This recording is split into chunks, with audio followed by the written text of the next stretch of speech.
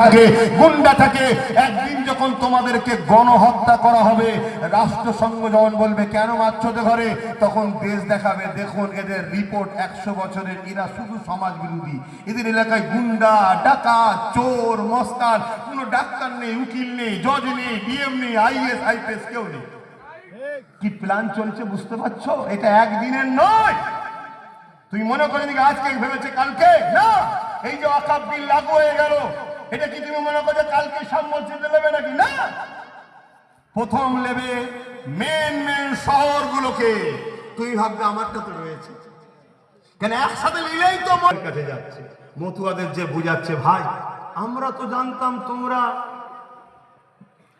ভারতবর্ষের লোক, এই রিসেন্ট শুনছি তোমরা নাকি বাংলাদেশি। শুনছেন তো নওশাদজি বুঝাচ্ছে, তার কাজ এটা। তো ভাই তোমরাও তো বিপদে, আমরাও তো বিপদে। আদি লোক দাঁড় করা, যেখানে আদিবাসী বেশি, ভাই আমরা 15-20%, তোরা দাঁড়া আমরা মুসলমানরা ভোট দেবো। যেখানে দলিত বেশি, ভাই তোরা দাঁড়া আমরা মুসলমানরা ভোট দেবো। আবার যেখানে আমরা মুসলমান 50-60% আছি, আমরা দাঁড়াবো, তোরা আমাদেরকে ভোট দে। বাদুরিয়ায় দে, বসিরহাটে দে, দেগঙ্গায় দে, হাড়োয়ায় দে।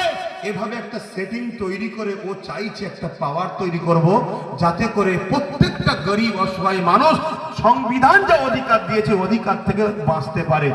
এর জন্য আমার কমসে কম কমের মানুষের কাছে, আমার ভালোবাসার মানুষের কাছে কথা, ওর সাথ দেওয়া দরকার আছে না নাই? আছে। আমি কি ভুল বলছি? না, রাগ হচ্ছে আপনাদের? না, সব মাখামাখি হয়ে গেছে, কে নেতা কে হুজুরের বোঝা মুশকিল।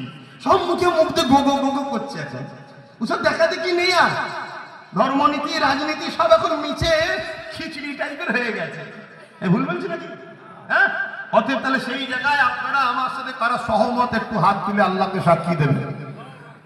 সহমত তো নাকি? ধোকা দেবেন না তো? সহমত তো নাকি? হাত লম্বা করে তুলেছেন আলহামদুলিল্লাহ। কারা হাত তোলেন একটু শুধু দেখে নেবেন, কারা হাত তোলেনে শুধু একটু দেখে নেবেন। তাকে কিছু বলবো না আমরা, আমরা জালিমের পক্ষে নয়, জুলুম করার বিশ্বাসী নয়।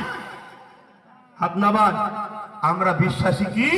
আমরা শুধু চিনে নেব যে ভাই তুই মসজিদ মাদ্রাসার পক্ষে নয়, বাস তোর জানাজাটা তুই একাই করে নিস। শুনছ?